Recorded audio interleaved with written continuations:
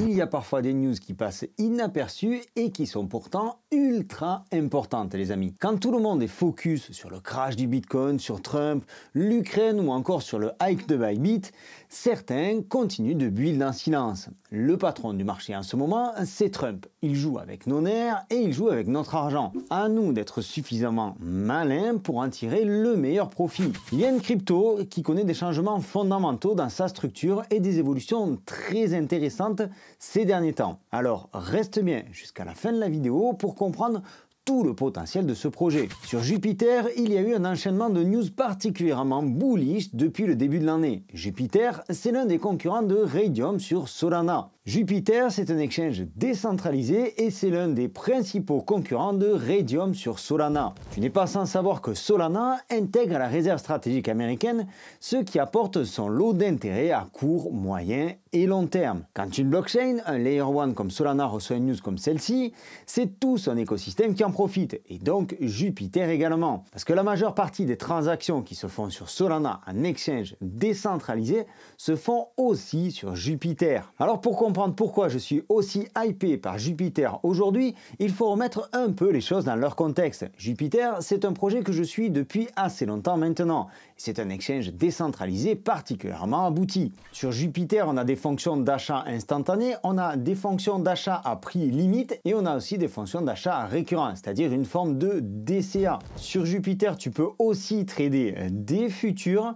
Et depuis quelques temps, tu as les trends, c'est-à-dire les tokens, le classement des tokens qui ont le plus d'interactions sur les différents réseaux, qui ont le plus d'interactions, le plus d'engouement. C'est donc un exchange décentralisé très complet, mais c'est pas de ça dont je vais te parler. En janvier, on a eu un airdrop de Jupiter, chose qui aurait dû faire baisser le cours, qui a contribué un petit peu, c'est assez logique, mais derrière chaque airdrop se cache une finalité particulière, et celle de Jupiter est assez classique, faire venir du monde sur la plateforme. Ce qui est ultra important et tu vas comprendre pourquoi. Premièrement, ce mode ultra ici, dont je viens de brièvement te parler, ajoute des frais minimes pour ceux qui souhaitent des transactions plus rapides et plus fluides. Deuxièmement, et c'est le plus important, il prélève 50% de ces frais et achète chaque mois des Jupiter sur le marché. Et pour couronner le tout, ils viennent de brûler également 3 milliards de jetons, réduisant ainsi leur offre totale de 10 milliards à seulement 7 milliards. Je vais t'expliquer tout ça. À chaque fois que tu vas vouloir faire un échange sur Jupiter, c'est comme partout, on va te prendre des frais. Pour les transactions normales, c'est 0,1%. En stablecoin vers ou depuis Solana, c'est 0,05%. Et les transactions en token JUP, c'est 0,02%. Jupiter Protocol va prendre la moitié de chaque dollar gagné grâce à ces nouveaux frais et acheter des JUP sur le marché libre.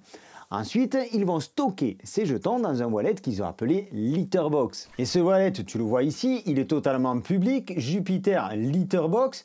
Tu vois qu'il y a 48 minutes, ils ont acheté pour 9000 $ de tokens, 54 minutes pour 183 $, 59 minutes 223 $, 6000 $ il y a une heure, 647 $ également il y a une heure. Bref, il y a une accumulation dans ce wallet de tokens Jupiter qui est assez significative. Et pour preuve, et comme je le dis souvent, la blockchain a ça de magique, c'est qu'on finit toujours par trouver ce qu'on cherche, c'est parfaitement transparent. Tu vois qu'ils ont démarré leur programme de rachat le 24 février et qu'à ce jour, ils cumulent déjà pour plus de 6 millions de dollars en token JUP. Et ça, il s'agit d'un stockage à long terme, un stockage pour 3 ans, ce qui signifie que ces jetons ne seront pas vendus de sitôt. Ce type de mécanique est très simple. En réduisant l'offre en circulation, en retirant les tokens, cela favorise la pression acheteuse et donc cela devrait faire monter le cours du JUP. En novembre 2024, au moment du premier pic d'activité sur Solana, Jupiter a enregistré environ 17 millions de dollars de frais.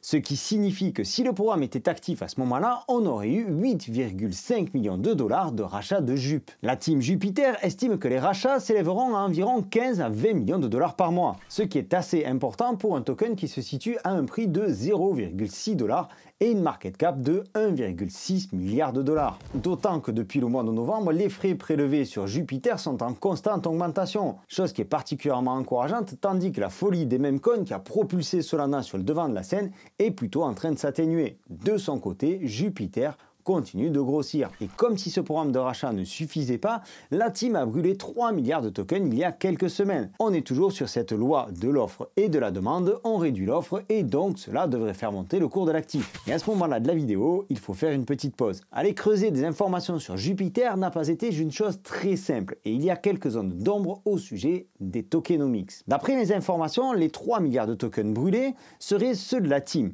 ce qui est une excellente nouvelle. Ensuite, la team aurait verrouillé une partie de son allocation lors de l'attribution du premier vesting, remettant en blocage environ 200 millions de tokens. Une deuxième bonne chose. Pourtant, il reste un déverrouillage d'environ 684 000 JUP chaque jour, soit quelque chose comme 24 à 25 millions de dollars mensuels. Si tu as suivi, on a des rachats pour 20 à 25 millions de dollars mensuels et des déblocages quasi équivalents.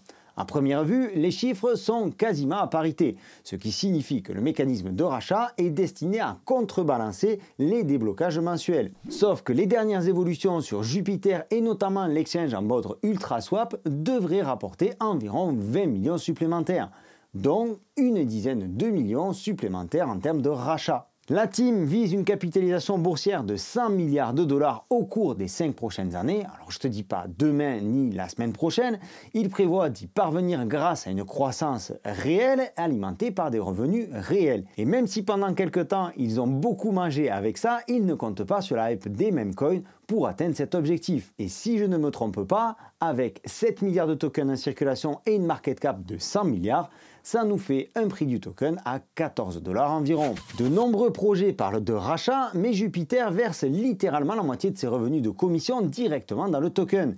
Il s'agit d'un mécanisme très intéressant pour stimuler la demande tout en retirant l'offre de la circulation. Pour les personnes qui détiennent des JUP, c'est une proposition de valeur assez simple, en supposant que le volume sur Solana à minima se maintienne, et encore mieux si celui-ci reprend sa progression. Pour conclure à propos de ces news sur Jupiter et expliquer pourquoi je suis bullish, on a ce nouveau mode avec des frais minimes qui engrange davantage de résultats, on a ce buyback de 50% des frais collectés et ce rachat en token JUP directement sur le marché, on a eu ce brûlage de 3 milliards de tokens pour réduire l'offre en circulation de 10 milliards à 7 milliards, et on a donc une inflation sur le token parfaitement maîtrisée entre les libérations de tokens et ce programme de rachat. Il ne manque donc plus que le retour de Solana sur le devant de la scène pour faire exploser Jupiter, ce qui ne fait absolument aucun doute comme je viens de te le dire. Cependant, attention, je terminerai avec cette mise en garde. En fin de bull run, il faudra être très prudent avec Jupiter. Les blocages de tokens attribués à la team ainsi que les blocages de rachat ne sont que temporaires et lorsque le marché décidera de se retourner, ces déblocages à venir pourraient bien accentuer la pression vendeuse de façon significative. Pour ma part, le timing pour accumuler du Jupiter et laisser cette valeur-là exploser est idéal. Ceci ne constitue pas un conseil financier, à toi de faire tes propres recherches. Je te laisserai tous les liens importants comme d'habitude en description de cette vidéo. N'hésite pas à liker cette vidéo si elle t'a plu, n'hésite pas à t'abonner et à rejoindre le canal Telegram Objectif Lune pour d'autres informations. C'était Sylvain, je te souhaite une excellente continuation, je te donne rendez-vous dans une prochaine vidéo. D'ici là, prends soin de toi et de tes cryptos. Ciao!